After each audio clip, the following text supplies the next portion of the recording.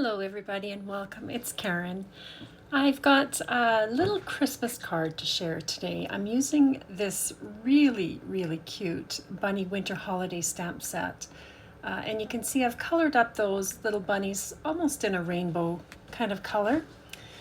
Now on the snowman, I've added some Distress grit paste in Snowfall, and it just gives a really pretty sparkly snowy look to those snowmen.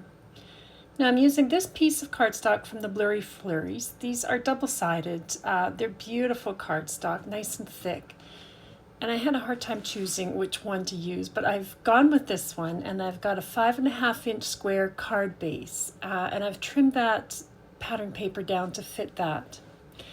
Now I've cut another piece of cardstock that's 5.5 inches wide by 5 inches tall, and along that 5-inch side you want to score every 1 inch. So I know my little piece of blue cardstock there is a little misleading, but score along the 5-inch edge and then burnish everything. Now I used 120-pound cardstock for this, and I truly think you need thick cardstock, or these Snowfall, the accordion folds will sort of spread apart and it won't stand up as well. So I'm putting glue on that one valley fold piece, and I'm just lining this up along my card front. So I'm just trying to make sure the edges were even at the bottom there. And so once that Snowfall piece was glued in, I can cover it all up with this pattern paper. So once I had that in place, I burnished all these folds again. You really want to make sure these are well creased folds so that they stand up for you. Now I've die cut the elegant edges, elegant snowflake edges and border die set, and a few of the snowflakes actually, because I just thought that would be so pretty on my background. So any snowy border would really be pretty, I think.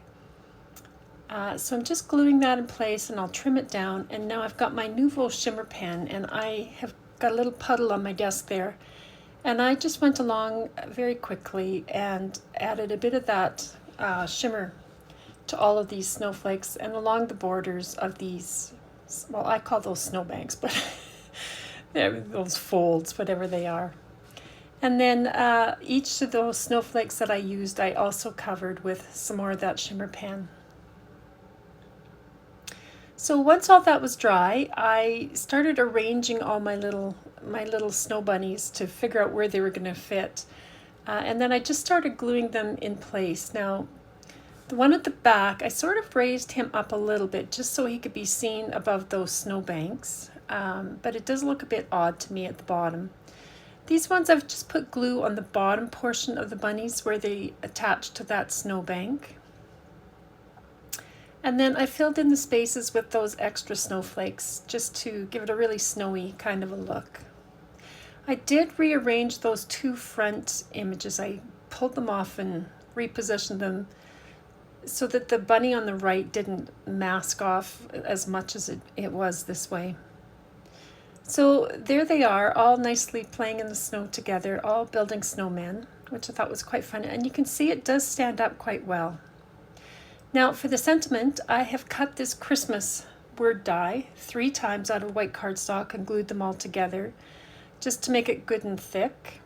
And then I've used this new Joy word die to cut the Joy sentiment. Now I took a scrap of cardstock and I used those Catherine Pooler inks. I was trying to get a blend that would sort of go with that background, and that was as close as I could get. So that was Daydream and Dress Blues and Catherine Pooler ink. Now, for this little O ornament, I've cut a little piece of scrap acetate, and I've put some double-sided tape on the back of that ornament, and I'm attaching that acetate down to that. I wanted it to look a little bit more ornament-like. So I've got some little silver stars here, and I'm just going to put a little bit of glue right onto the acetate. My glue does dry clear, so I knew that once it dried it would be okay. And I'm just adding on those little stars onto that and sort of checking to see if I needed more or not. And then this little piece from the die set cuts the ornament topper part. And so I cut that 3 times, and I'm making the J and the Y into an ornament as well. I think it was meant for the O, but I like the idea of all of these being ornaments hanging up. Now I wanted to back that O with something, but the gold just looked too bright and didn't coordinate. The silver, you couldn't see the stars. So I took this Copic marker, the blue-green 45, and I just covered the gold foil with that, and it just toned it right down and gave it more of a bluey tint. So you can see the difference there. So I'm going to cover the back of my ornament with that Copic colored piece of foil. I just used the die to cut a piece out so I knew it would line up with the front. And so that's my little ornament right there.